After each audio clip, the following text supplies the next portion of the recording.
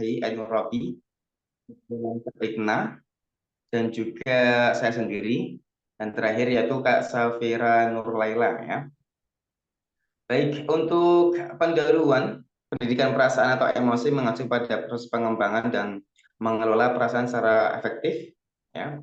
Kemudian ada juga pentingnya ya pendidikan perasaan dalam membentuk karakter dan juga Al-Quran sebagai sumber utama ajaran Islam memberikan banyak petunjuk mengenai pengelolaan emosi dan perasaan.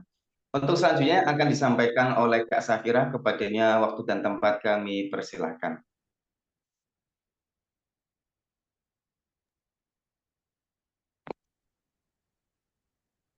Mungkin bagiannya Kak Ibna terlebih dahulu ya Kak ya. Silakan Kak Ibna.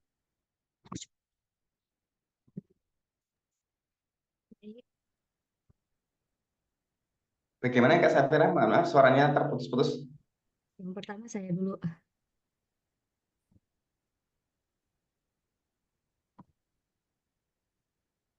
Kak Ibnanya udah Hmm, datang belum? udah ada ini saya, Ustaz. Ya, silakan. Baik. Untuk yang pertama, saya akan menjelaskan tentang pengertian pendidikan. Secara etimologi, kata pendidikan dalam bahasa Inggris disebut dengan education, yang berarti proses mengembangkan kemampuan diri sendiri dan kekuatan individu. Muhammad Rokib mengatakan, pendidikan adalah proses transformasi pengetahuan menuju ke arah perbaikan, penguatan, dan penyempurnaan semua potensi manusia. Sedangkan menurut Zuhairi, pendidikan adalah usaha dari manusia dewasa yang telah sadar akan kemanusiaannya dalam membimbing, melatih, mengajar, dan menanamkan nilai-nilai serta dasar-dasar pandangan hidup kepada generasi muda, agar nantinya menjadi manusia yang sadar dan bertanggung jawab akan tugas hidupnya sebagai manusia. Pendidikan dalam konteks Islam diistilahkan dengan beberapa terminologi. Yang pertama, tarbiyah. Istilah tarbiyah meskipun tidak digunakan dalam leksiologi Al-Quran, namun ada beberapa kata yang sebangun dengan kata tersebut, yaitu ar-rob, robbayani, ribbiyan, dan robbani. Apabila tarbiyah diidentikan dengan kata ar-rob, maka kata tersebut merupakan fonem yang seakar dengan tarbiyah yang memiliki arti at-tanmiyah, yakni pertumbuhan dan perkembangan. Yang kedua yaitu taklim. Menurut Muhammad Nukaib Alatos, taklim diartikan sebagai proses pengajaran tanpa adanya pengenalan secara mendasar. Menurutnya, jika istilah taklim disamakan dengan tarbiyah, taklim mempunyai makna pengenalan tempat segala sesuatu, sehingga maknanya lebih universal daripada istilah tarbiyah. Sebab tarbiyah tidak meliputi segi pengetahuan, namun hanya mengacu pada kondisi eksternal. Yang ketiga, takdib. Istilah takdib mengandung pengertian sebagai proses pengenalan dan pengakuan secara berangsur-angsur yang ditanamkan dalam diri manusia tentang tempat-tempat yang tepat dari segala sesuatu di dalam tatanan penciptaan. Kemudian membimbing dan mengarahkannya pada pengakuan dan pengenalan kekuasaan dan keagungan Tuhan di dalam tatanan wujud dan keberadaannya. Dan yang kedua, dimensi perasaan atau emosional atau emosi. Pengertian emosi. Kata emosi berasal dari bahasa Latin, yaitu emovere, yang berarti bergerak menjauh. Arti kata ini menyiratkan bahwa emosi memberikan akibat adanya kecenderungan dalam bertindak.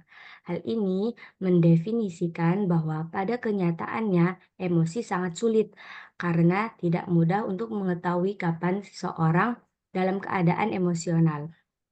Emosi dapat didefinisikan sebagai afeksi yang melibatkan suatu campuran antara gejolak fisiologis atau seperti denyut jantung yang cepat dan perilaku yang tampak atau seperti tersenyum. B. Manusia sebagai makhluk emosional. Proses kemunculan emosional melibatkan faktor psikologis maupun faktor fisiologis. Kebangkitan emosional pertama kali muncul akibat adanya stimulus atau sebuah peristiwa yang bisa netral, negatif, ataupun positif. Stimulus tersebut kemudian ditangkap oleh reseptor lalu melalui otak. Otak menginterpretasikan kejadian tersebut sesuai dengan kondisi pengalaman dan kebiasaan dalam mempersepsikan suatu kejadian. Interpretasi yang dibuat kemudian memunculkan perubahan secara internal dalam tubuh. Perubahan tersebut misalnya napas tersengal, mata memerah, keluar air mata, dada menjadi sesak, perubahan raut wajah, intonasi suara, cara menatap, dan perubahan tekanan darah. C. Regulasi emosi. Regulasi emosi diperlukan untuk mengelola dan mengungkapkan emosi secara tepat untuk mencapai keseimbangan emosional. Individu dengan kemampuan tinggi dalam meregulasi emosi dapat dipastikan mampu menghadapi ketegangan-ketegangan dalam hidupnya. Revich dan Setter mengatakan regulasi emosi adalah kemampuan untuk bersikap tenang di bawah tekanan. Kemampuan mengelola emosi dengan baik merupakan ciri dari kecerdasan emosional. Kecerdasan emosional tersebut menurut Goleman adalah kemampuan untuk mengenali perasaan sendiri dan perasaan orang lain, kemampuan memotivasi diri sendiri dan kemampuan mengelola emosi dengan baik pada diri sendiri dan terhadap orang lain. Baik, untuk yang selanjutnya saya serahkan kepada Kak Safira. Silakan. Selanjutnya yang ketiga, perasaan ditinjau dari perspektif Al-Quran. Yang pertama atau yang A, ada terminologi farihah. Asal kata farihah yaitu faroha yafrahu farhan, yang berarti bergembira, bersukaria. Dalam kitab Lisanul Arab, kata farihah memiliki beberapa makna, di antaranya lawan kata dari kesedihan, hati yang tenang, kebahagiaan, kesenangan, dan kegembiraan. Juga di dalam kitab Mufradat Lafaz Al-Quran, menurut Ar-Raghib Al-Asfahani, farihah adalah kesenangan hati yang disebabkan datangnya nikmat yang cepat, dan biasanya kesenangan ini berhubungan dengan kesenangan fisik. Allah Subhanahu wa taala berfirman di dalam Quran surah Yunus ayat 58, A'udzubillahi minasyaitonir rajim. Qul bi fadlillahi wa bi rahmatihi fabidzalika falyafrahu wa khairum mimma yajma'un. Katakanlah wahai Nabi Muhammad, dengan karunia Allah dan rahmatnya itu hendaklah mereka bergembira. Itu lebih baik daripada apa yang mereka kumpulkan. Kemudian yang kedua ada terminologi mata'a. Mata'a berasal dari kata mata'a yumati'u mutu'un, memiliki arti hal yang menyenangkan. Namun dalam kitab Lisanul Arab, kata mata'a memiliki makna sesuatu yang disukai manusia, lalu digunakan sampai hilang secara perlahan dan tak bersisa. Berdasarkan pengertian tersebut, dapat diketahui bahwa mata'a ini merupakan kebahagiaan duniawi seperti harta dan lainnya yang bersifat sementara, karena hanya kebahagiaan akhiratlah yang kekal abadi. Allah Subhanahu wa taala berfirman dalam Quran surah Al-Qasas ayat 60, "Wa ma utitum min syai'in famata'ul hayatid dunya wa zinatuha wa ma 'indallahi khairu wa abqa afala taqilun." Apapun yang dianugerahkan Allah kepadamu itu adalah kesenangan hidup duniawi dan perhiasannya. Sedangkan apa yang di sisi Allah adalah lebih baik dan lebih kekal. Apakah kamu tidak mengerti? Kemudian terminologi ketiga yaitu ghadab. Ghadaba. Kata ghadab merupakan asal kata dari ghadaba yaghdabu ghadban, yang berarti marah. Menurut Raghib Al-Asfahani, kata ghadab mengandung keinginan balas dendam, yaitu perasaan yang berkobar dalam hati manusia. Ada juga yang mengatakan kata ghadab bermakna kebencian seseorang sehingga ada keinginan untuk menyakiti. Maka dalam kitab Mu'jam Al-Wasit memaknai kata ghadab dengan reaksi perbuatan yang dapat mengakibatkan timbulnya permusuhan. Sedangkan dalam kitab Mu'jam Al-Ghani, kata ghadab digambarkan dengan kemarahan yang terlihat di wajahnya, tanda-tanda kegelisahan. Allah Subhanahu wa taala berfirman dalam Quran surah Al-A'raf ayat 150 yang artinya, ketika Musa kembali kepada kaumnya dalam keadaan marah lagi sedih, dia berkata, "Alangkah buruknya perbuatan yang kamu kerjakan selama kepergianku. Apakah kamu hendak mendahului janji Tuhanmu?" Musa pun melemparkan lauh-lauh atau Taurat itu dan memegang kepala atau menjambak saudaranya yakni Harun sambil menariknya ke arahnya. Harun berkata, "Wahai anak ibuku, kaum ini telah menganggapku lemah dan hampir saja mereka membunuhku. Oleh karena itu, janganlah engkau menjadikan musuh-musuh menyorakiku karena melihat perlakuan kasarmu terhadapku. Janganlah engkau menjadikanku dalam pandanganmu bersama kaum yang zalim." Kemudian term yang selanjutnya adalah ghaidho. Kata ghaidho merupakan asal kata dari ghadha, ghaidhon, wa ghaidhon, yang berarti menjadikan marah. Sedangkan makna ghaidho adalah ghadab yang artinya marah. Menurut Imam Al-Qurtubi, ghaidho merupakan kemarahan yang bergejolak di dalam hati yang dapat terlihat dari ekspresi seseorang, bukan dalam bentuk tindakan kemarahannya. Jadi perbedaan dari ghadab dan ghaidho, kalau ghaidho itu marah tapi yang terlihat dari ekspresinya. Tapi kalau yang ghadab tadi itu marah disertai dendam dengan adanya hasrat atau keinginan untuk membalas seperti itu. Yakni ghaidho seperti wajah yang memerah dan mata yang membelalak. Dalam kitab Mu'jam Al-Ghani, kata ghaidho adalah seseorang yang menahan amarahnya tanpa ia sadari. Padahal seseorang itu dalam keadaan sangat marah. Al-Raghib Al-Asfahani juga berpendapat bahwa kata ghaidho adalah amarah yang paling hebat, yaitu perasaan panas yang dirasakan seseorang akibat bergejolak hatinya, yaitu satu tingkat di atas ghaidho. Allah Subhanahu wa taala berfirman di dalam Quran surah Al-Ahzab ayat 25 yang artinya, dan Allah menghalau orang-orang yang kafir itu yang keadaan mereka penuh kejengkelan. Lagi mereka tidak memperoleh keuntungan apapun, dan Allah menghindarkan orang-orang mukmin dari penerangan dan adalah dari peperangan, dan adalah Allah Maha Kuat lagi Maha Kuasa, Maha Perkasa.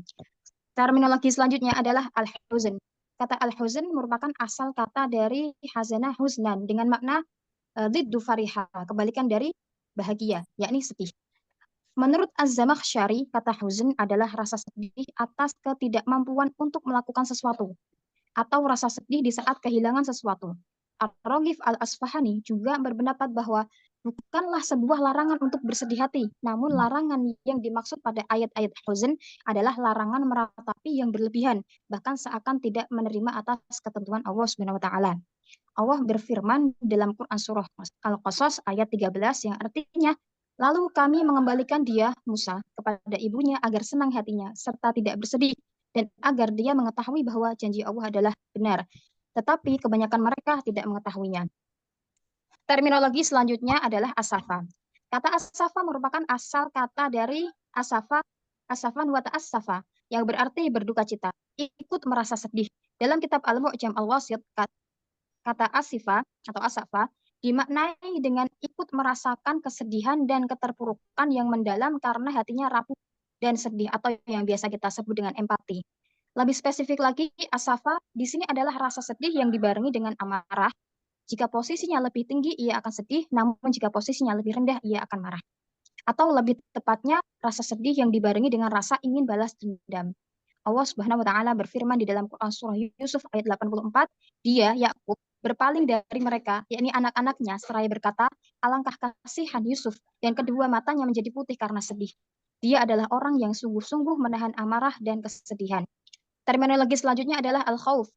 Kata al-khauf berasal dari kata khaufan wa khifatan wa makhafatan wa takhawwafa, yang artinya takut. Kata khauf ini menunjukkan perasaan takut yang disertai cemas dan khawatir terhadap keselamatan dirinya, sehingga timbul perasaan lemah dan tidak berani menantang. Dalam kitab Mufradat Lafadz Al-Quran, kata al-khauf merupakan rasa takut akan suatu hal yang sudah diketahui dengan pasti, atau rasa takut karena lemahnya orang tersebut. Dalam hal ini, kata al-khauf dapat digunakan dalam urusan duniawi maupun ukhrawi. Perasaan takut terhadap sesuatu yang diasumsikan dapat membahayakan atau menyakitkannya secara fisik, seperti halnya ketika perjumpaan dengan musuh atau berpapasan dengan seorang penjahat, binatang buas, dan yang lain sebagainya. Allah Subhanahu wa taala berfirman di dalam Quran surah Al-Imran ayat 175 yang artinya, sesungguhnya mereka hanyalah setan yang menakut-nakuti kamu dengan teman-teman setianya. Oleh karena itu, janganlah takut kepada mereka, tetapi takutlah kepadaku jika kamu orang-orang mukmin. Terminologi yang terakhir yakni al-khasyah. Al-khasyah adalah suatu kata yang berasal dari kata watakhasyah khosyah, khosyan, khosyatan. Dengan makna al-khosyah yang artinya takut. Dalam kitab Mufradat Lafaz Al-Quran, kata al-khosyah dimaknai dengan rasa takut yang dibarengi dengan sikap mengagungkan dan penghormatan. Seperti dalam hal keilmuan ataupun pengetahuan. Dan kata ini banyak digunakan untuk para ulama. Rasa takut ini muncul karena mengetahui secara jelas apa yang ditakutinya atau suatu perasaan yang muncul ketika merasakan keagungan dan wibawa Sang Pencipta, takut terhalang darinya. Perasaan takut ini bukan terkait lemah atau kuatnya secara fisik, melainkan karena rasa kagum dan penghormatan yang besar, sehingga membuatnya takut salah bicara dan salah dalam bersikap. Allah Subhanahu wa taala berfirman di dalam Quran surah Al-Anbiya ayat 28 yang artinya Allah mengetahui segala sesuatu yang di hadapan mereka, malaikat, dan yang di belakang mereka. Dan mereka tiada memberi syafaat melainkan kepada orang yang diridhoi Allah. Dan mereka itu selalu berhati-hati karena takut kepadanya. Sebelumnya teman-teman, karena di PowerPoint ini yang harus disampaikan adalah poin-poin yang penting untuk tafsir-tafsirannya, tafsir-tafsir dari ayat-ayat yang saya sampaikan dari terminologi-terminologi perasaan ini bisa dilihat di makalah ya. Karena kalau kami cantumkan di PowerPoint semuanya tidak akan muat ya. Jadi kalau untuk ingin mengetahui tafsiran daripada ayat-ayatnya, insya Allah sudah kami cantumkan di makalahnya. Selanjutnya, poin keempat adalah bagaimana sih langkah-langkah pengendalian emosi perspektif Al-Quran. Yang pertama adalah ada yang namanya mekanisme sabar syukur. Sesuai dengan Quran Surah Al-Hadid ayat 23. Nanti bisa dicek di makalah ada. Menurut Hamka, ayat ini menunjukkan bagaimana hendaknya sikap kita dalam menghadapi gelombang hidup yang demikian. Dikatakan bahwa janganlah sekali-kali berputus asa jika kesulitan datang, karena di balik jalan yang mendaki akan bertemu jalan yang menurun. Tenang, jangan gelisah dan jangan berputus asa. Kelak pasti bertemu dengan kebahagiaan. Quraisy Shihab menambahkan bahwa ayat ini menjadi pengingat supaya kita jangan berduka cita secara berlebihan dan melampaui batas kewajaran, sehingga berputus asa terhadap hal-hal yang kita sukai, yang luput dari kita, dan supaya kita tidak terlalu bergembira sehingga bersikap sombong dan lupa daratan terhadap apa yang Allah berikan terhadap kita. Selanjutnya yang kedua, untuk mengendalikan emosi, ada yang namanya kataris atau pengalihan. Sesuai dengan Quran Surah Al-Anbiya ayat 87, nanti bisa dicek. Kataris merupakan suatu istilah yang mengacu pada pelampiasan emosi atau membawa keluar seseorang dari keadaan yang tidak diharapkan. Kataris merupakan bentuk pengalihan yang bermanfaat, mengurangi agresi, ketakutan, kecemasan, sekaligus bisa melampiaskan kemarahan. Menurut Morgan, kataris merupakan istilah yang mengacu kepada penyaluran emosi. Kataris dapat berupa kataris positif dan kataris negatif. Bentuk kataris negatif dari emosi marah ditunjukkan dengan meledak-ledak, mencaci seseorang, merusak benda seperti membanting gelas, dan lain sebagainya. Sedangkan pengalihan emosi secara lunak atau yang disebut dengan kataris positif adalah ditunjukkan dengan perilaku yang dimunculkan dapat diterima secara sosial, seperti mengalihkannya kepada hobi yang positif. Selanjutnya ada regulasi emosi yang ketiga, yakni pemberian maaf, sebagaimana dalam Quran Surah Al-Imran ayat 134. Dari ayat tersebut dapat kita ketahui tingkat-tingkat kenaikan takwa seorang mukmin. Yang pertama, mereka seorang yang pemurah, baik dalam waktu senang maupun dalam waktu susah. Dia tetap pemurah. Artinya dalam keadaan kaya ataupun miskin, mereka tetap ada sifat kedermawanan. Tingkat selanjutnya yaitu mereka yang mampu menahan amarah namun bukan berarti tidak memiliki rasa marah. Karena ketika seseorang tidak memiliki rasa marah saat melihat suatu kesalahan adalah orang yang tidak memiliki perasaan. Yang dikehendaki di sini adalah kesanggupan mengendalikan diri ketika marah. Ini adalah tingkatan dasar. Kemudian tingkat yang lebih tinggi lagi yakni memaafkan. Selanjutnya kepada tingkat yang paling tinggi yakni menahan amarah, memberikan maaf dengan diiringi berbuat baik, terkhusus bagi orang yang nyaris dimarahi dan dimaafkan itu. Ini benar-benar menunjukkan jiwa yang terlatih dengan takwa. Yang terakhir, pengendalian emosi yang terakhir bisa dengan zikrullah. Ini sesuai dengan Quran Surah Ar-Ra'd ayat 28. Quraisy Shihab menjelaskan bahwa ingatan kepada Tuhan itu menimbulkan ketentraman. Dan dengan sendirinya hilanglah segala macam kegelisahan, pikiran kusut, putus asa, ketakutan, kecemasan, keraguan-raguan, dan duka cita. ketentraman hati adalah pokok kesehatan jasmani dan rohani. Kalau hati telah ditumbuhi penyakit dan tidak segera diobati dengan iman, yaitu iman yang menimbulkan dzikir dan dzikir yang menimbulkan tumakninah, maka celakalah yang akan menimpa. Hati yang telah sakit akan bertambah sakit. Kemudian penutup kesimpulan kembalikan kepada moderator, silakan.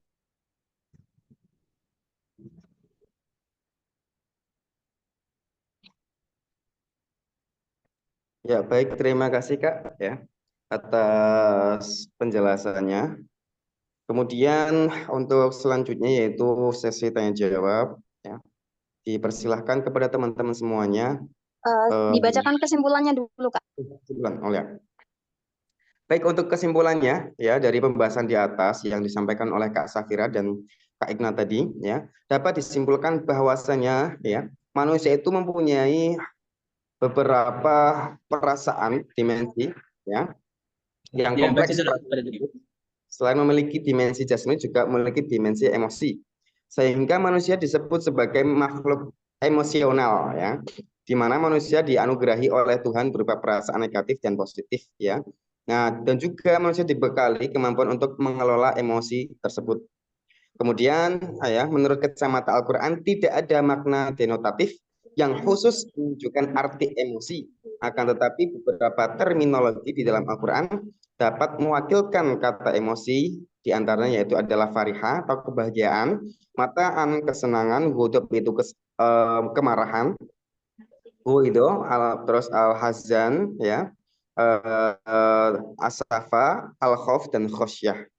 Al-Quran juga memberikan gambaran-gambaran yang dapat kita jadikan pedoman dalam pengendalian emosi, diantaranya mekanisme sabar syukur, ya, kataris atau pengalihan, ya, pemberian maaf dan juga dikeruh ingat kepada Allah Subhanahu Wa Taala. Nah, demikianlah makalah dari pembahasan pendidikan perasaan menurut perspektif Al-Quran ya. Terima kasih dari kelompok kami ya.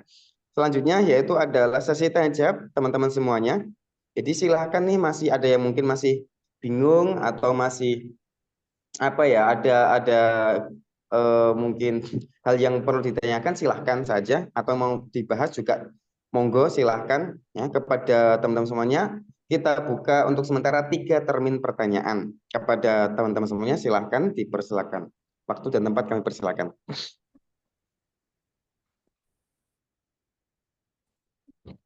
Ayo rekan-rekan, ada yang mau curhat atau ada yang mau nambahkan, silakan.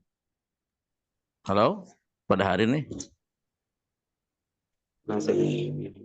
silakan, ada yang menambahkan atau ada yang mau bertanya atau yang apa menambahkan dan lain sebagainya. Silakan. Ada? Ya, silakan teman-teman. Mungkin ini karena hubungannya perasaan, mungkin bisa kakak-kakak semuanya curhat atau gimana tentang perasaan teman-teman semuanya mungkin ya. Ya bisa itulah apa namanya tentang perasaan itu ya fitrah manusia ya. Laki-laki suka dengan perempuan mungkin bisa juga itu ya. Ada rasa bahagia, sedih kan juga Ya. tadi disampaikan juga gitu. Silahkan Ya. teman-teman semuanya. Ya, curhat dong, curhat. Baiklah, sebelum sambil nunggu ya, kalau ada yang mau bertanya silakan ya, nanti boleh apa namanya mengajukan tangan boleh ya, atau saya berhentikan dulu pembahasannya. Baiklah, sambil nunggu ya. Jadi ini bagus sekali ya pendidikan perasaan, apalagi di era sekarang gitu ya, era globalisasi, era informasi. Murid-murid kita itu berbeda dengan murid yang zaman dulu gitu ya. Anak santri atau siswa sekarang itu sungguh amat jauh dengan siswa dulu begitu ya. Makanya ya, harus dijaga perasaannya begitu kan. Apalagi perempuan ya. Perempuan kan makhluk apa? Makhluk halus ya. Makhluk halus apanya? Perasaannya. Nah, begitu ya. Ya, terus jaga perasaan mereka ya. Tentunya ini harus dimiliki oleh seorang pendidik ya. Dulu pernah ada kejadian ya, di kelas itu kehilangan pulpen. Nah, guru ini luar biasa pandai menjaga perasaan. Siapa yang mencurinya, siapa yang mengambilnya begitu ya. Akhirnya guru tadi merazia ya, semua siswa yang ada di kelas itu. Dan guru itu sengaja ditutup kepalanya dan merazia seluruh siswa yang ada di kelas itu. Tujuannya apa? Agar si guru tadi tidak apa tidak punya perasaan yang lain kepada orang yang mengambil itu, ya, mengambil poin itu. Ternyata alhamdulillah ada tuh temu. Dan si guru tadi nggak tahu tuh siapa orangnya, ya, tapi hanya ingin tahu bahwa itu benda ada. Dan guru tadi memberikan apa ujangan ataupun nasihat kepada murid-murid yang lainnya agar perbuatan ini tidak diulang lagi, gitu kan? Dan wajah si guru tadi sama ke semua siswa juga yang yang ngambil atau yang ngambil, karena memang si guru tadi ditutup kepalanya begitu ya. Itu luar biasa dalam menjaga perasaan, ya. Dan tentunya ketika seorang pendidik punya apa namanya masalah begitu ya, atau baik masalah itu keluarga, masalah pribadi, kalau bisa ketika kita menyampaikan apa pelajaran itu jangan diketahui sama siswa bahwa kita sedang marah gitu kan, sedang punya masalah. Jadi kita seperti artis lah kalau bisa ya. Kita itu kelihatannya bahagia gitu, kelihatannya cerah walaupun dalam hati kita banyak masalah begitu ya. Ketika kita memberikan pendidikan pada anak, usahakan rasa marah ya ataupun masalah ada yang dalam keluarga kita jangan dibawa ke sekolah begitu ya, jangan dibawa ke tempat ngaji. Justru dengan belajar itu kata ulama ij'alu ta'allumakum tasliyatan. Jadilah belajar kalian, ngajar kalian sebagai hiburan. Begitu ya. Nah, hiburan. Jadi mudah-mudahan dengan adanya kita menyampaikan pelajaran, hati kita terhibur, kan? Nah, dan tadi juga dalam makalah ya ada khauf ya, rasa takut, tapi jangan terlalu takut ya. Makanya dalam ilmu tasawuf itu kan ada khauf, ada roja, gitu ya. Kita boleh rasa takut anak kita nggak bisa mengerti pelajaran kita. Juga kita harus punya roja. Roja itu harapan, begitu ya. Harapan yang besar dengan memohon kepada Allah Subhanahu wa Ta'ala. Ya. Selanjutnya ini apa makalah pendidikan perasaan ini di awal ketika saya nyampaikan itu ada ayat yang belum kutulis ya. Nanti ditulis nih. Pemakalah. Halo? Kang Pati, ada Kang Pati? Bisa menyimak? Kak Ibna ada? Halo? Halo Pak, halo Pak. Ya. Tolong nanti dimasukkan ya surat Al-Isra ayat 15 ya. Sesuai dengan apa namanya petunjuk dalam pertama kita ngasih judul ya. Udah bagus ini, udah bagus makalahnya. Nah, tinggal nambahin ya surat Al-Isra ayat 15 nanti ya. Manih tada fa inna ma yahtadi nafsi dan seterusnya.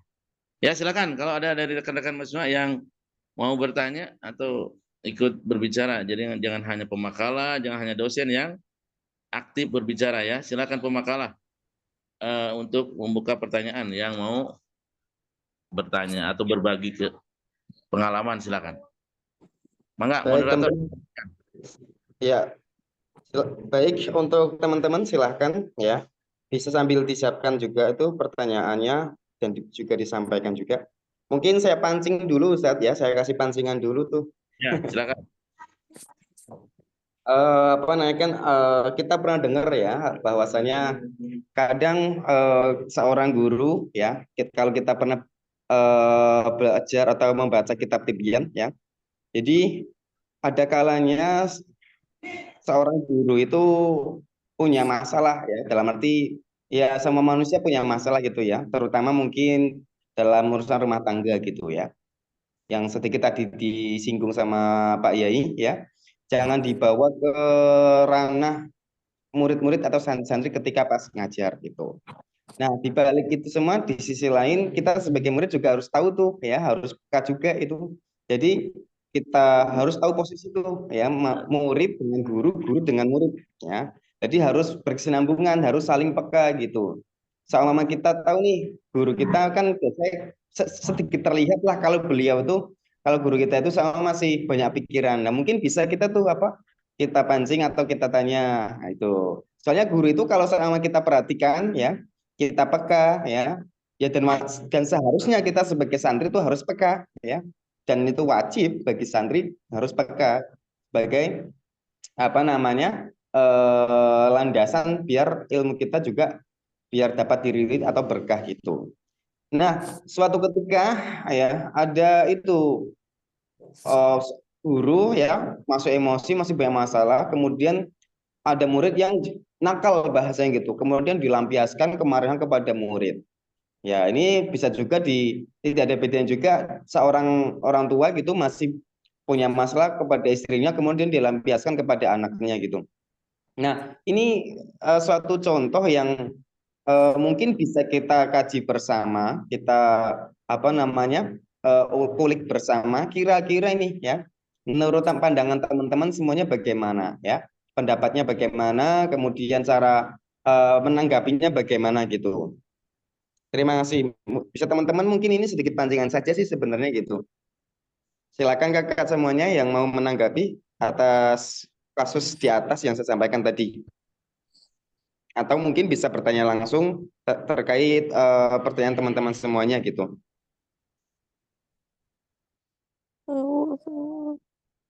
Ya, silakan teman-teman.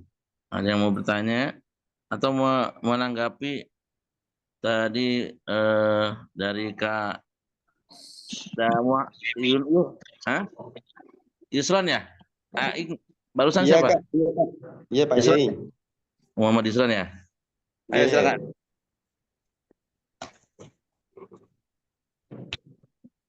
Ada nggak? Kita tunggu sebentar Pak Yai. Biasanya Bertanya. teman-teman malu-malu itu. Biasanya masih bingung. Malu. Kalau Izin bertanya, kalau misalnya ketika marah diam ini nama dulu termasuk siapa ke nama? katalis positif atau negatif? Nama dulu Terima siapa? kasih. Oh, Sebentar, namanya Kak, ya. Kaila, Ustaz. Hah? Kaila kelas D. Kaila. Ya, Dulu silakan. pertanyaannya. Ini pertanyaan silakan Kakak saya tulis dulu pertanyaannya. Saya tampung dulu. Pertanyaannya, kalau ketika marah itu diam termasuk ke katalis positif atau negatif?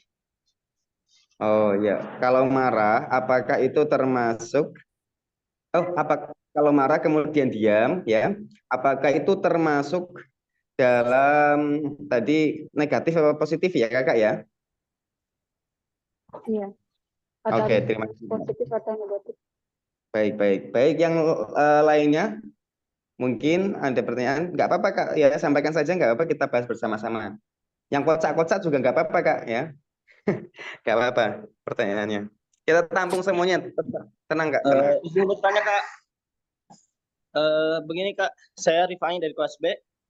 Mau nanya terkait bagaimana solusinya kan ketika kita mengajar misalnya ada santri-santri atau murid-murid yang memang sudah lama, kemudian datang juga santri baru, dan terkadang di antara santri lamanya itu suka muncul senioritas gitu, sehingga terkadang malah terjadi pembulian gitu kepada santri-santri yang lebih juniornya lagi, sehingga hal ini bukan hanya di dalam pesantren saja, tetapi ketika di kuliahan juga ada ospek misalnya, atau ketika di lingkungan kerja terbawa seperti itu. Bagaimana kita cara menanggulanginya kepada murid-murid kita atau pada santri-santri kita sehingga tidak terjadi sikap senioritas seperti itu Kak.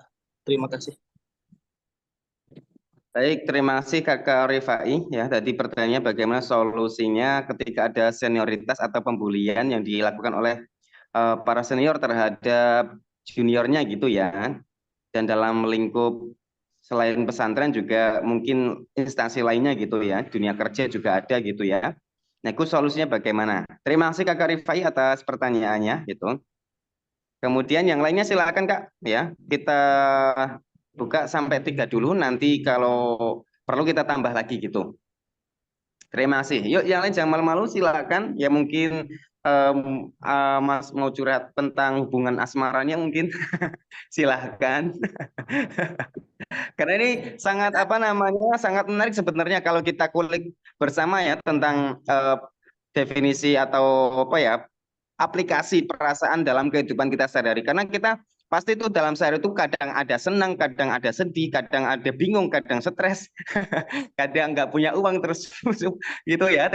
Itu silakan teman-teman semuanya gitu. Ingin bertanya, Kak? Apa? Ya, namanya Niti dari kelas A.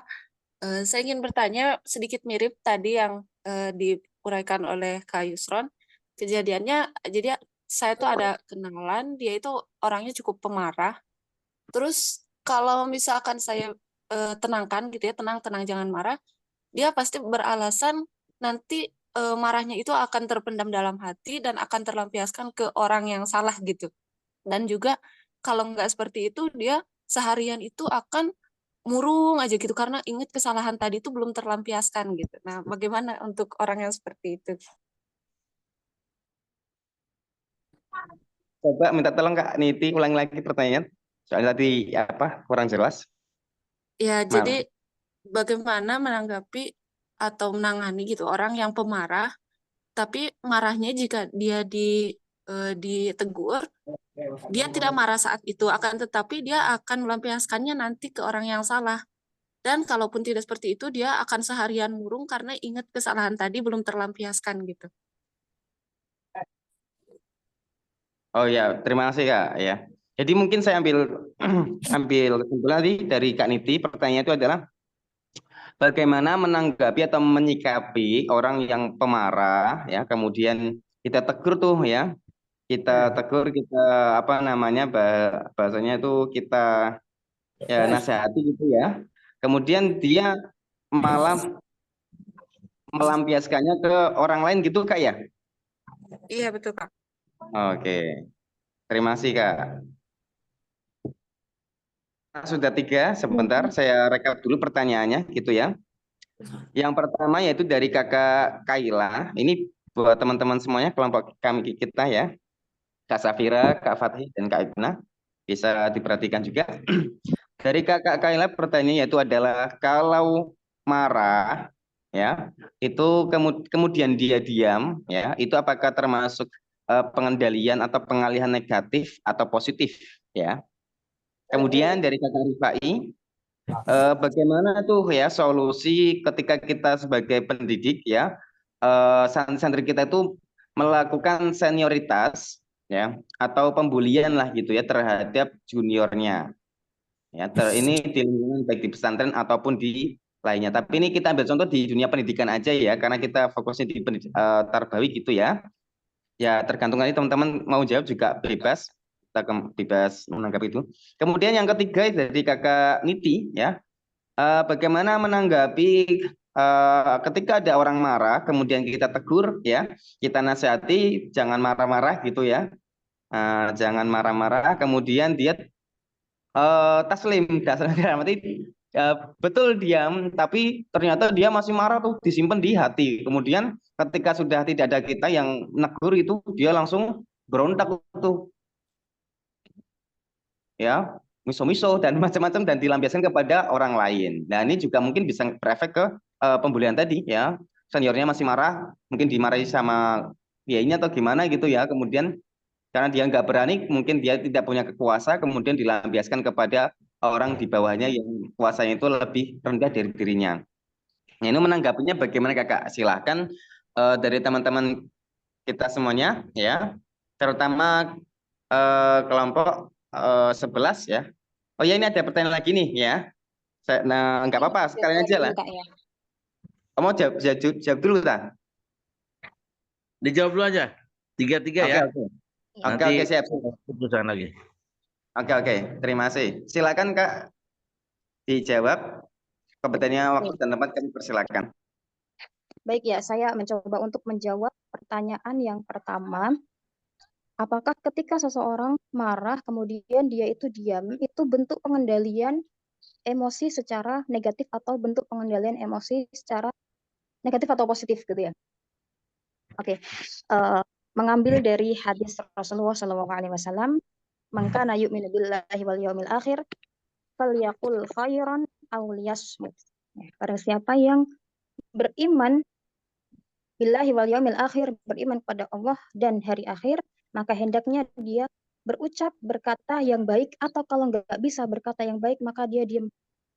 Kalau nggak bisa berkata yang baik, maka dia diam. Makanya kalau menurut saya dari perspektif hadis ini, orang yang marah, kemudian dia memilih untuk diam, itu adalah sebuah bentuk pengendalian emosi atau pengalihan emosi kataris secara positif. Karena apa? Karena dia paham ketika dia nanti ketika marah, dia memilih untuk bertemu dengan banyak orang, memilih untuk berinteraksi dengan banyak orang, nanti dia akan menjadi-jadi atau nanti dia akan mengatakan hal-hal yang tidak sepatutnya untuk dikatakan gitu kan. Dan seperti yang dikatakan oleh Rasulullah di dalam hadisnya itu, ciri orang yang beriman kepada Allah dan beriman kepada hari akhir, kalau nggak bisa bicara yang baik, maka hendaknya diam, seperti itu.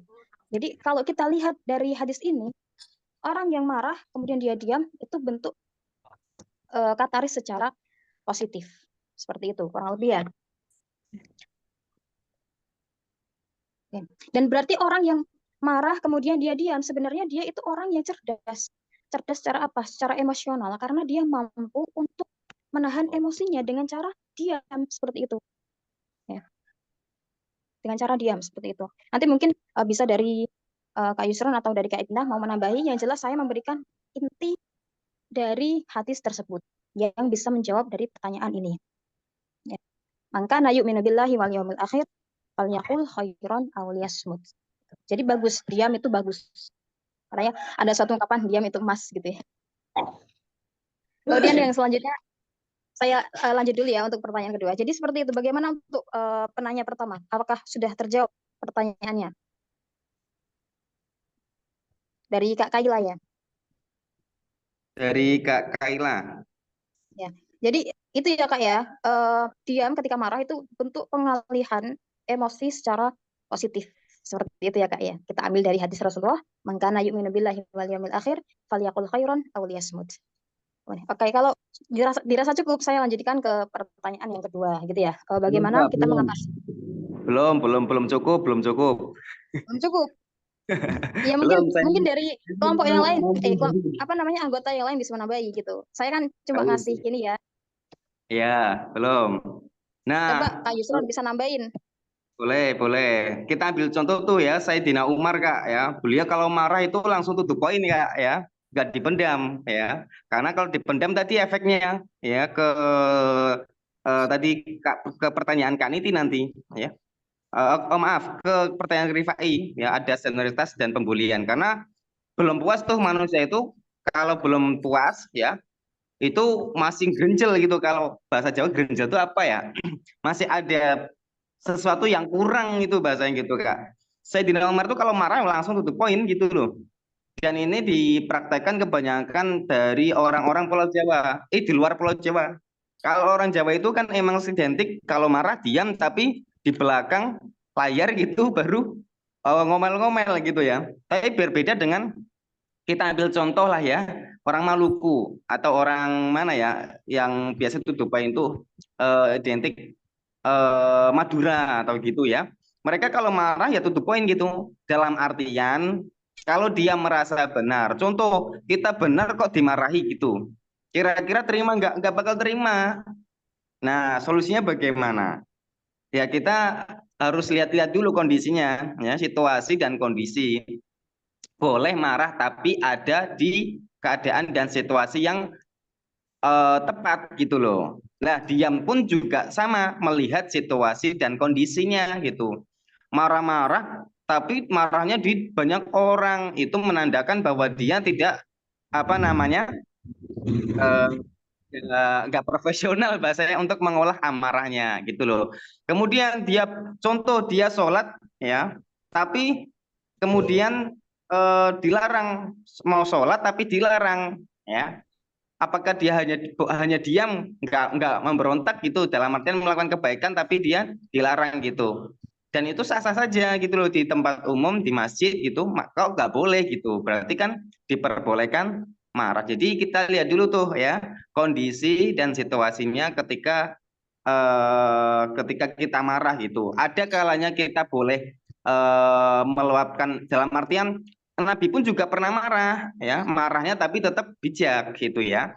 Nah, jadi lihat dulu tuh ya, di mana tempat dan kondisinya. Tuh. Jadi apakah konotasinya baik atau negatif tergantung situasi dan kondisinya gitu kakak ya, Kak Kaila ya, mungkin gitu. Mungkin yang lainnya bisa menambahkan tuh karena ini sangat menarik dan juga pastinya akan panjang lebar banget nih untuk penjelasannya gitu. Berarti itu ya Kak ya, kalau kita memahami sebuah kemarahan, itu bukan sesuatu hal yang mutlak, akan tetapi sesuatu hal yang bisa dilihat dari perspektif atau sudut pandang gitu ya. Jadi ketika kemarahan itu dirasa, kenapa kita berhak marah gitu ya? Karena misalnya suatu hak kita diambil gitu, misalnya hak kita tidak dipenuhi, maka kita berhak untuk marah-marah dalam artian mempertahankan hak kita seperti itu. Tapi kalau memang marah yang dalam artian emosi, marah dalam artian memang orang tersebut sangat apa namanya sedikit-sedikit marah seperti itu, mungkin itu juga akan konotasinya negatif seperti itu ya. Ada satu ungkapan yang mengatakan bahwasanya ungkapan psikologi mengatakan kemarahan yang tidak berani diungkapkan akan menjadikan kesedihan dan kesedihan yang tidak berani diungkapkan akan menjadikan kemarahan. Jadi seperti itu. Jadi kesedihan dan kemarahan itu dua hal yang beregulasi terus menerus gitu. Kalau seseorang tersedih tidak berani mengungkapkan kesedihannya, maka itu akan menjadi kemarahan di suatu hari seperti itu. Kemudian ketika seseorang itu marah, ketika seseorang itu sedih tidak mampu mengungkapkan kesedihannya, tidak berani mengungkapkan kesedihannya, itu akan menjadikan kemarahan bagi dia suatu hari nanti gitu. Ketika seseorang marah dan tidak berani mengungkapkan kemarahannya, maka itu akan menjadi kesedihan di suatu hari bagi dirinya gitu. Maka di sini kenapa pentingnya yang namanya regulasi emosi seperti itu. Ya, mungkin ada yang mau menambahkan. Jadi kalau konteks seperti ini sebenarnya nggak bisa mutlak ya, atau ini kebenarannya bukan kebenaran mutlak, melainkan kebenaran yang bersifat perspektif atau sudut pandang. Jadi setiap orang memiliki pengalaman yang berbeda-beda, setiap orang memiliki background yang berbeda, sehingga ketika dihadapkan dengan sesuatu hal, maka orang akan menghadapinya dengan cara yang berbeda-beda seperti itu. Terima kasih. Kalau tidak ada, mungkin bisa dilanjutkan ke pertanyaan kedua, Kak Yusran, silakan. Kalau mau menjawab terlebih dahulu. Baik ya. Untuk jawaban tadi mungkin kita sampaikan dulu ke Kak Naila. Kira-kira mungkin ada nggak tanggapan dari pertanyaan dari Kak Kaila atas jawaban kami? Kalau belum mungkin belum belum belum sepakat bisa disampaikan Kak, karena ini sangat menarik nih ya perasaannya. Perasaan itu sangat sensitif bagi teman-teman mungkin atau manusia lah gitu. Semua manusia pasti punya perasaan. Semua manusia itu punya perasaan kecuali orang gila gitu ya. Terima kasih. Silakan Kak Kaila.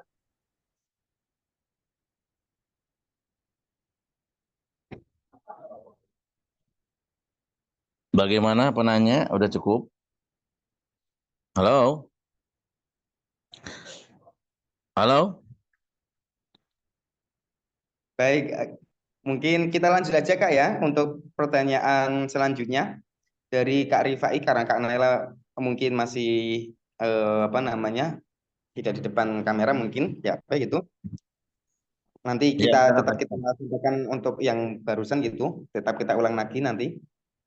Silakan dari pertanyaan Kak Rifai Kak ya, bagaimana solusi kita sebagai pendidik kemudian ada murid kita melakukan senioritas atau pembulian terhadap juniornya. Nah itu kita sebagai pendidik hal-hal atau langkah-langkah apa nih yang harus kita lakukan setidaknya itu meminimalisir ya gitu atas tindakan yang dilakukan oleh senior kepada juniornya, bahkan atau lebih baik lagi tidak ada terjadinya senioritas terhadap juniornya gitu. Terima kasih. Silakan kakak-kakak semuanya pemakalah bisa menanggapi pertanyaan dari kakak Rifai kelas B. Ya, jadi pertanyaan yang kedua ya. Bagaimana ketika kita menanggapi atau menangani ketika anak didik kita itu ada yang melakukan sebuah senioritas terhadap juniornya gitu ya. Oke. Yang pertama mungkin kita bisa menerapkan perubahan mindset di tempat atau lingkungan pendidikan yang kita gunakan tersebut, yang kita tempati ya. Melakukan perubahan mindset. Mindset itu apa? Pola pikir, gitu ya. Karena semua hal itu bermula dari bagaimana seseorang berpikir. Sebelumnya kita bisa tarik ya secara psikologi, mengapa seseorang itu bisa melakukan pembulian. Bisa melakukan pembulian, bisa melakukan kekerasan, bisa melakukan kejahatan. Karena secara, mohon maaf Ustadz, ini pembahasan tafsir, tapi kami sedikit melenceng ke pembahasan secara psikologi. Oke, mengapa orang itu bisa melakukan yang namanya pembulian, kekerasan, atau kejahatan yang lain? Karena begini, ada ungkapan dalam psikologi, hanya orang yang sakit yang bisa menyakiti orang lain. Seperti itu.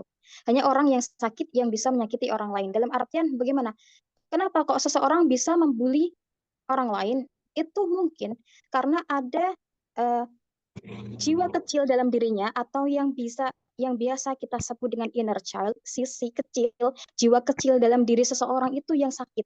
Kenapa dia membuli orang lain? Mungkin dari cara seperti itu dia bisa mendapatkan perhatian dari orang lain seperti itu. Karena apa? Karena ternyata sejak kecil mungkin dia tidak pernah mendapatkan itu, tidak pernah mendapatkan yang namanya perhatian, tidak pernah mendapatkan yang namanya kasih sayang, tidak pernah mendapatkan afeksi-afeksi seperti perasaan cinta, kasih sayang seperti itu, sehingga dia tidak pernah mendapatkan perhatian ya.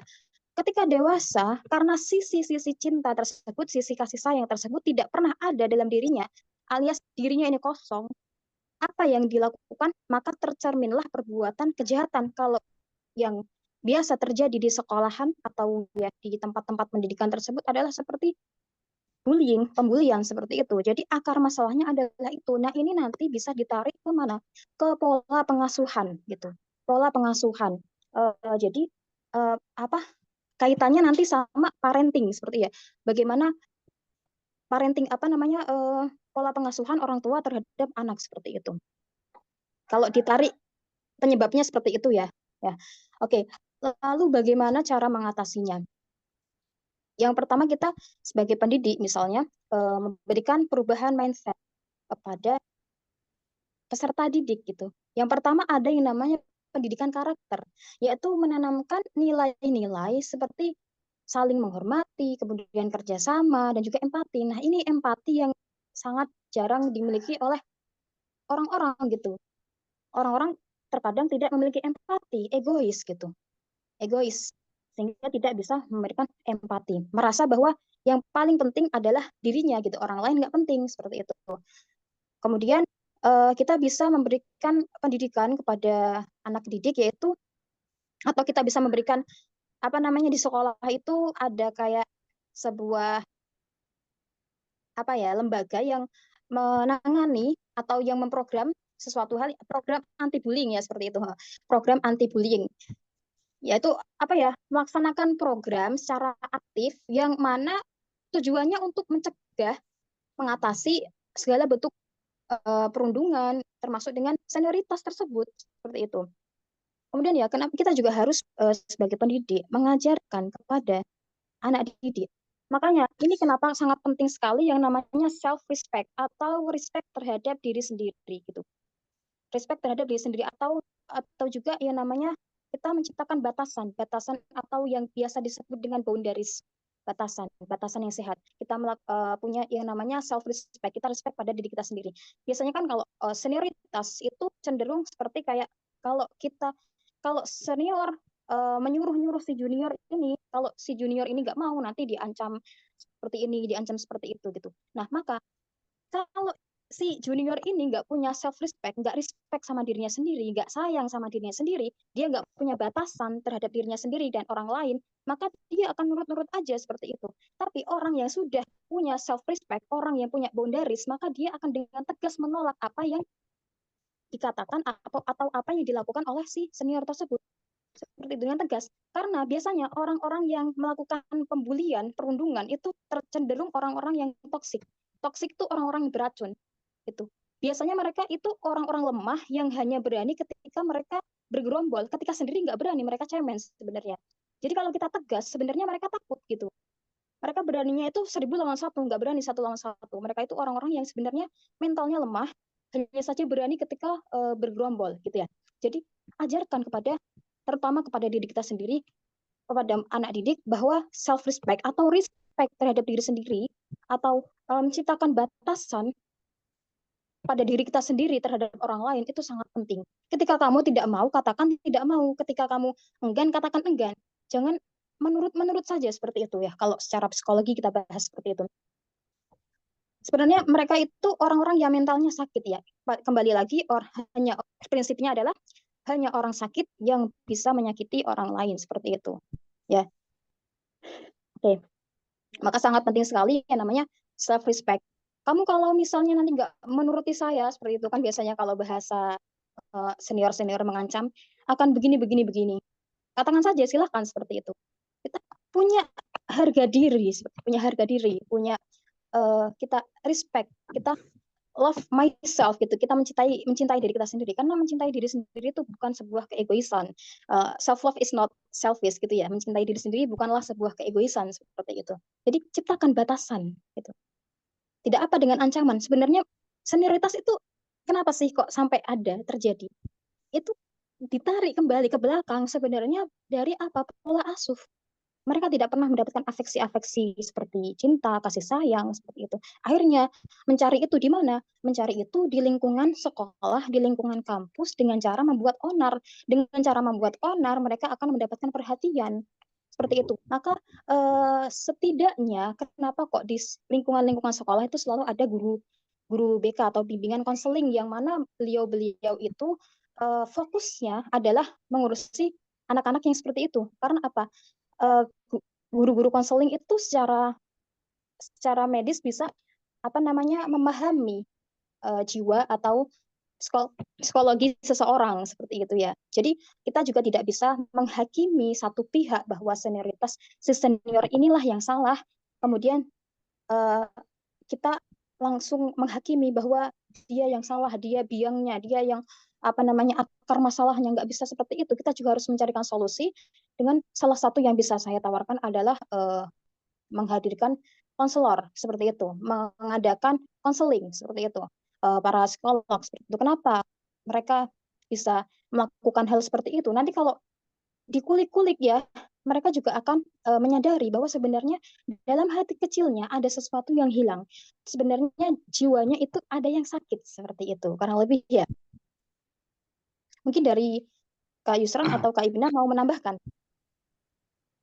Baik, Kak Ibna mungkin dulu sebelum saya menambahkan.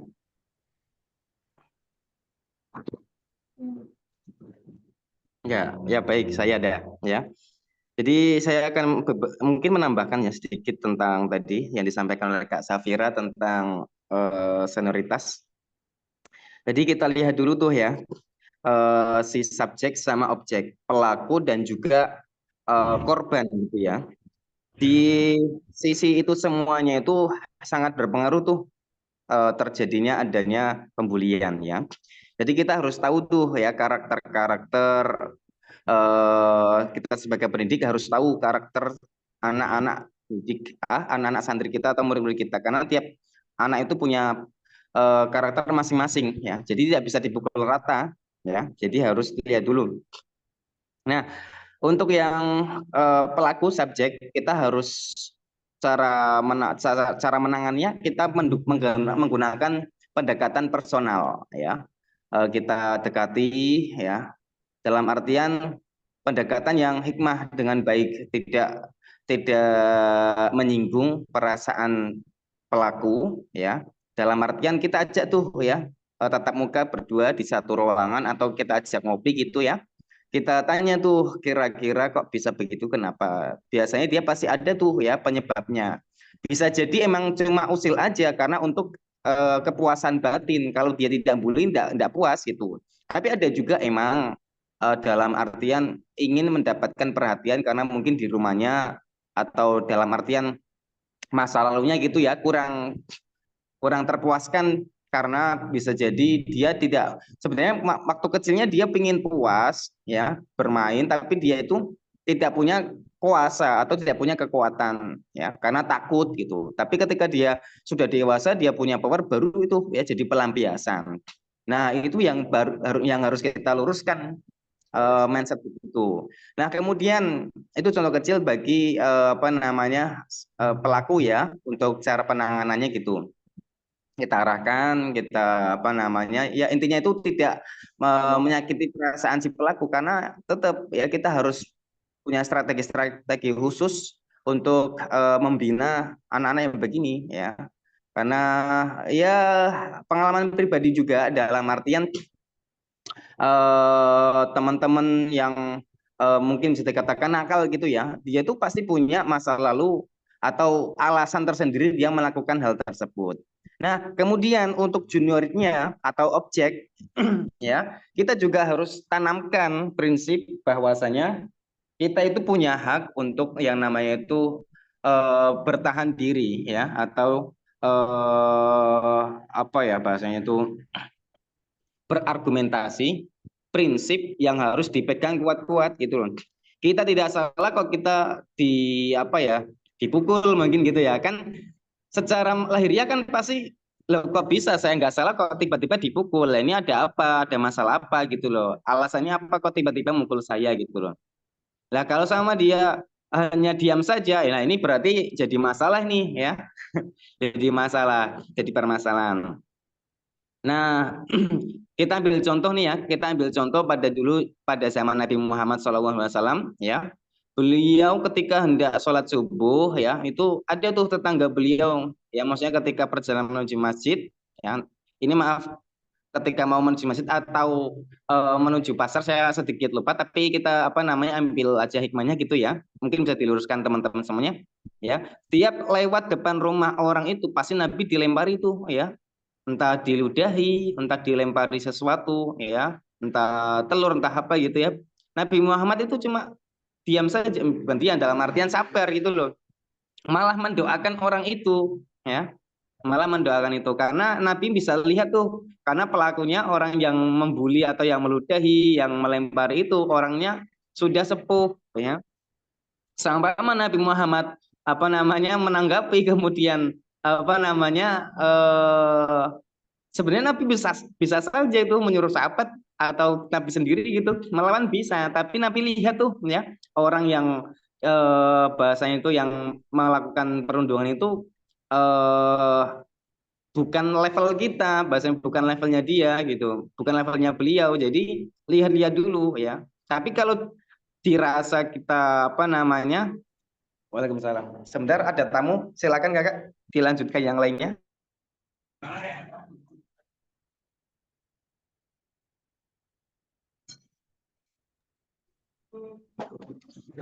Oke Pak.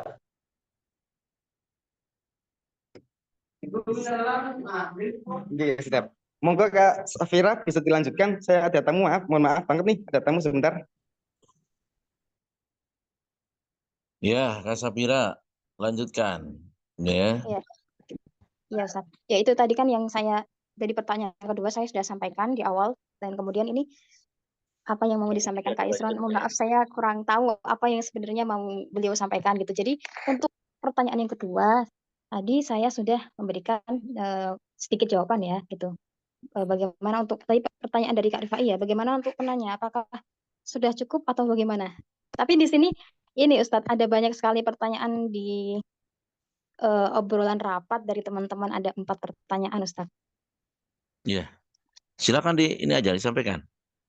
Ya. Ya, barangkali Kemudian ada tadi yang bisa. langsung saja ke pertanyaan yang ketiga ya. Iya, boleh.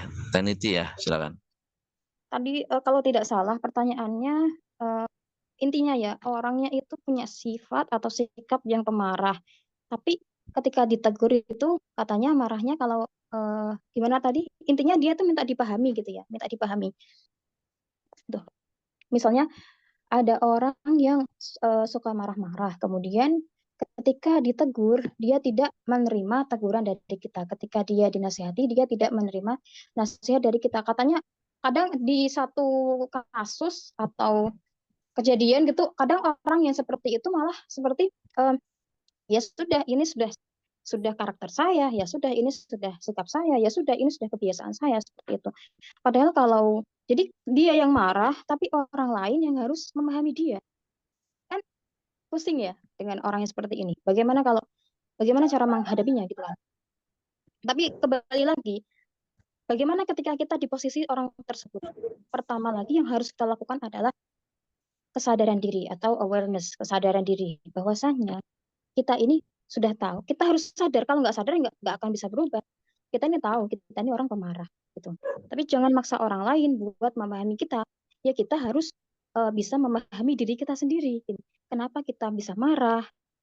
Kenapa kita jadi orang kok sumbunya pendek banget gitu kan? Kesulut api dikit marah gitu ya.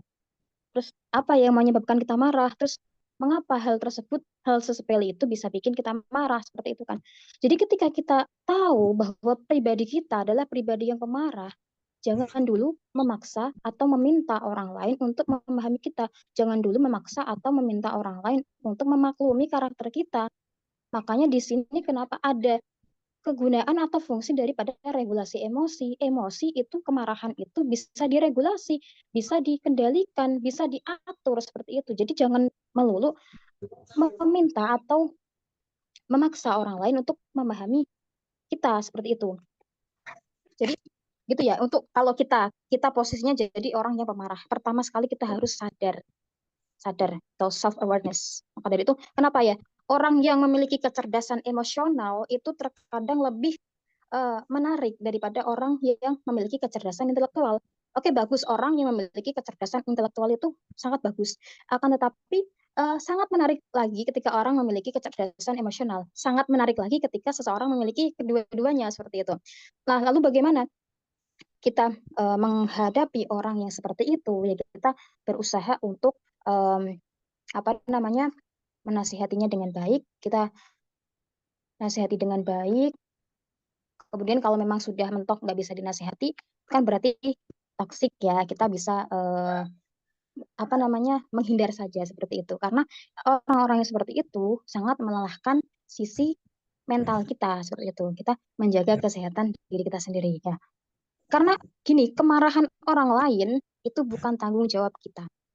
Ya, apalagi kalau memang dia karakternya seperti itu. Syukur-syukur kalau masih bisa dikasih tahu, masih bisa dinasihati. Tapi kalau udah lepas tangan nggak bisa dinasihati, ya udah, berarti kita yang menghindar. Bukan karena memutuskan silaturahmi, bukan.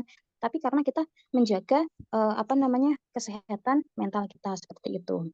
Ya, kurang lebih seperti itu ya, Kak. Jadi segala sesuatu itu bisa dilihat dari dua perspektif atau lebih.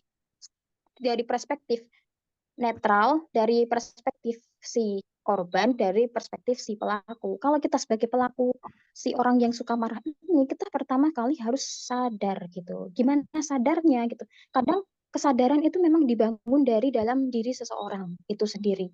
Biasanya orang tuh bisa sadar ketika dia dihadapkan dengan suatu kejadian, baru dia bisa sadar gitu.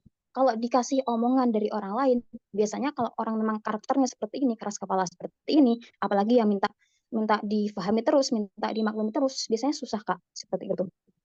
Jadi ya, kalau kita sebagai pelaku, kita harus sadar. Kalau kita sebagai korban, dalam artian kita si yang menasihati dia, yang memberi tahu dia, tapi dianya tidak bisa dikasih tahu, nggak bisa dinasihati, ya sudah, Kak, biarin gitu. La tahdi man ahbabta walakin Allah yahdi man yasha. Kita tuh nggak bisa ngasih tahu ke orang sekitar kita gitu, tapi Allah lah yang bisa ngasih hidayah ke orang tersebut. Kurang lebih seperti itu ya.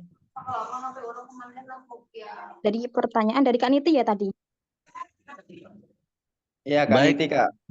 Kak Niti. Teman-teman, ini kayaknya waktunya sudah hampir habis ya. Iya, Ustaz. Saya simpulkan aja ya, sedikit saya tambahkan ya. Iya, baik, Ustaz. Karena waktu ya ini terus berjalan. Yang pertama, untuk mengeliminir kemarahan kita dalam kitab Majalis Saniyah, pertama kata Nabi bita'awuz ya, dengan ta'awuz. Sebab marah itu asal dari setan ya. Nah, maka kita bertawuz kepada Allah, berlindung dari godaan setan. Yang kedua, bil wudu, dengan wudu. Insya Allah itu akan mereda amarah kita. Sebab kita manusia biasa, pasti namanya emosi ada ya. Nah, kenapa? Apa hubungannya emosi atau marah dengan wudu?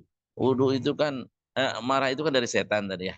Setan itu asal dari api. Api itu kalahnya dengan air. Nah, kalau kita marah sama murid kita atau sama pasangan kita, istri atau suami kita, cepat ambil wudhu. Insya Allah bisa meredah amarah.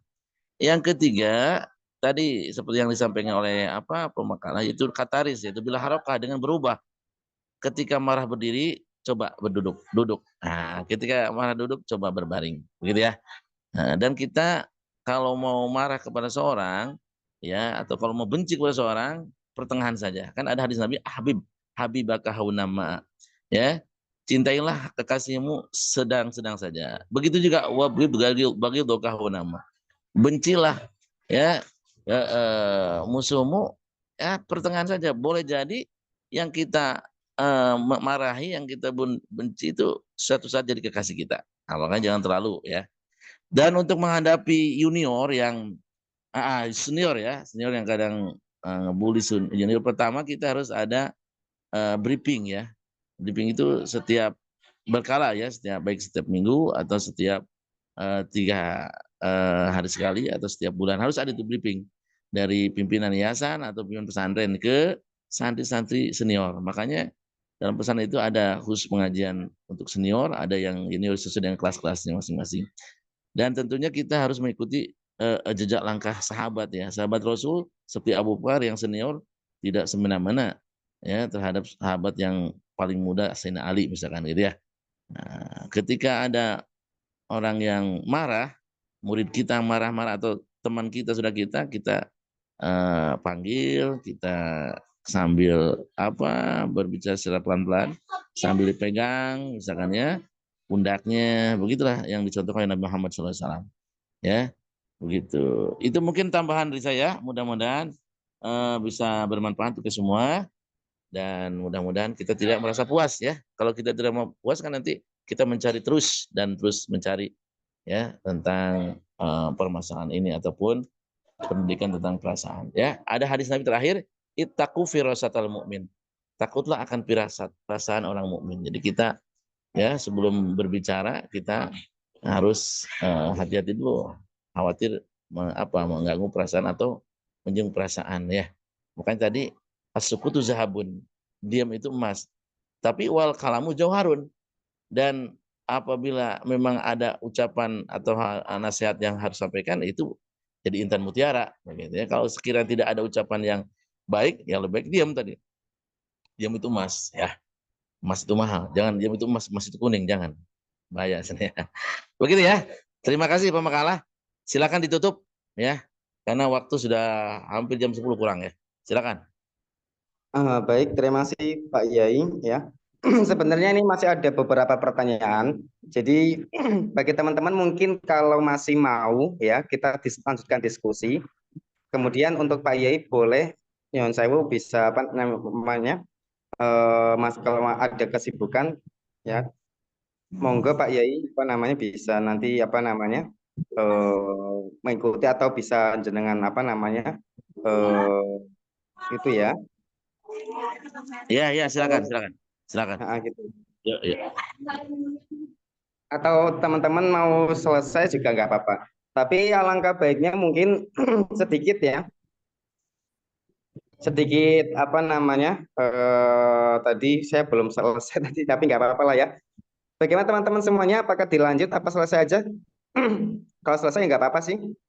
Tapi ini yang bertanya cukup bagus, ya, karena banyak dan pastinya antusias karena ini terkait tentang perasaan, ya. Jadi ini sangat banyak sekali sih pasti, ya, yang mengalami unek-unek gitu, ya, yang ingin disampaikan. Mungkin bisa juga kita diskusikan karena ini seru nih, Kak. Kalau yang nggak sibuk gitu, ya. Jam 10, ya. Nggak sibuk. Terus. Baik. Untuk yang pertama, selanjutnya mungkin ini juga sebagai tambahan nilai bagi teman-teman semuanya yang bertanya ini, ya. Dari Kak Nida Widya yang bertanya tentang bagaimana cara mengendalikan emosi amarah yang sulit ditahan karena memang selalu respect emosi dalam setiap keadaan yang tidak sesuai dengan ekspektasinya. Apakah ada tips yang bisa disampaikan? Tadi sudah dijawab sama Pak Yai, ya. Kemudian juga bisa nanti kita bahas bersama juga, gitu, ya. Kemudian dari Kak Muhammad Aminun, ya, izin bertanya bagaimana cara mengendalikan perasaan tidak enakan terhadap orang lain yang berdampak pada tidak bisa melakukan nahi mungkar. Ini nih, ya, yang tadi saya sampaikan, ya, tidak enakan. Nah, inilah nanti diperalat jadi orang itu nanti karena tidak enakan. Nah, ini harus dibahas juga, ini penting banget tuh ya. Kemudian Kak Sofia Nur Aziza, bagaimana cara mengendalikan perasaan dari rasa khawatir yang berlebihan dan bagaimana cara berlapang dada jika keadaan tidak sesuai dengan harapan. Wah, tidak sesuai dengan ekspektasi Kak ya, gitu ya. Nah, kemudian ada lagi Pak ya, dari Kak Afif, izin bertanya. Oh iya, iya, iya. Ya, baik-baik, sebentar. Saya membahasakan pertanyaan aja ya, biar tambah kakak-kakak yang bertanya tadi biar tercatat sama beliau gitu ya. Dari Kak Afif STZK ya, bertanya bagaimana caranya memaafkan orang lain yang telah menyakiti kita. Karena terkadang mungkin mulut ini memaafkan tapi hati berkata tidak. Nah ini, lisan berkata iya, hati tidak ya. Terima kasih atas semuanya. Nah, mungkin dari teman-teman masih banyak kesibukan nih, banyak yang minta tolong sama saya ini untuk selesai dulu aja diskusinya, bisa dilanjutkan untuk pertemuan selanjutnya. Mungkin itu saja ya, kita lanjutkan pertemuan selanjutnya untuk diskusinya. Saya sebagai moderator terima kasih atas perhatian dan kehadiran teman-teman semuanya dan terutama Pak Yai kita bersama. Pak Yai Ubadillah, terima kasih atas ilmunya yang disampaikan kepada kita semua. Semoga kita semua dapat ilmu yang barokah, ilmu yang manfaat dan juga kita amalkan ya. Terima kasih. Ihdinas siratal mustaqim. Saya mohon maaf sebesar-besarnya. Wassalamualaikum warahmatullahi wabarakatuh. Waalaikumsalam. Jangan lupa ya itu yang hadir Waalaikumsalam di foto ya, yang hadir pada pertemuan ini. Ya, kita tutup dengan doa kafaratul majelis. Subhanakallahumma wa bihamdika.